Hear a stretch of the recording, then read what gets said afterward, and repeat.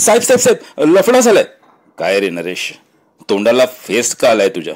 साहेब, आत्मारामच्या building मध्ये काहीतरी भानगड चालली आहे साहेब. आत्मारामची बिल्डिंग? तो पण रवी फाटक सारखा सगळीकडे बिल्डिंगी बांधायला लागला की काय? नाही साहेब, साधा वॉचमॅन आहेत मी तिथे. साहेब, तो फादर आहे ना, तो 4थ्या बिल्डिंग मध्ये लोकांना कसल्या तरी शपथा देतोय. थांबा, या फादरला मारून काय उपयोग? तो त्याच्या धर्माचं काम करतोय, ते पण 7 समुद्रा पार येऊन. खर तर याचं कौतुक करायला हवं.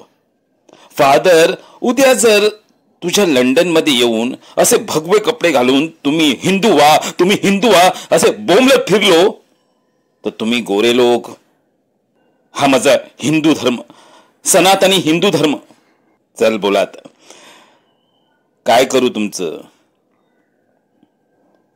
एवढं काय झालं की या पादऱ्याच्या सांगण्यावरून तुम्ही आपला एवढा प्राचीन धर्म सुधारलात? अरे नशिबाने आहोत आपण. आपण हिंदू धर्मात जन्माला आलोय का माहित आहे? कारण आपण आपला हिंदू धर्म वाढवण्यासाठी कधीच यांच्यासारखे बोंबलत जगभर फिरलो नाही. कुणाच्या मानेवर तलवारी ठेवून कुणाला धर्म बदलायला भाग पाडला नाही. कारण आपल्या मातीत आपण खुश होतो, आहोत आणि राहणार. हे अतृप्त आत्मे इथपर्यंत भटकत भटकत आले ते मसाल्याच्या नाही, तर तुमच्या आमच्या सारख्या माणसांचा व्यापार करायला. I am sorry father, but it is a fact. अरे ग्रंथावर हात ठेवून तो नुसता उमगत नाही रे, त्यासाठी तो रक्तात असावा लागतो. गीता तुझ्या माझ्या रक्तात आहे. संभाजीना नाव तुझं? हो साहेब. तू धर्म बदलतोस, तू धर्म बदलतोस. अरे कातडी सोलवटली, डोळे काढले, अरे शरीराचे तुकडे तुकडे केले. ह्या औरंग्याने पण शंभू राजाने प्राण सोडला, पण धर्म नाही. अरे आज तुम्ही धर्म बदलाल, ते जातील त्यांच्या त्यांच्या गावाला निघून.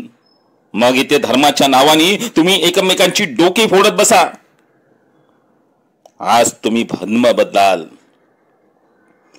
आज तुम्ही धर्म बदलाल, पण उद्या नाही तर परवा, 4-5 पिढ्यानंतर तुमच्याच कुठल्या तरी पिढीला प्रश्न पडेल की मी कोण आहे. ते जगाला ओढून ओढून सांगाल, होय मी हिंदू आहे, होय मी हिंदू आहे, होय मी हिंदू आहे.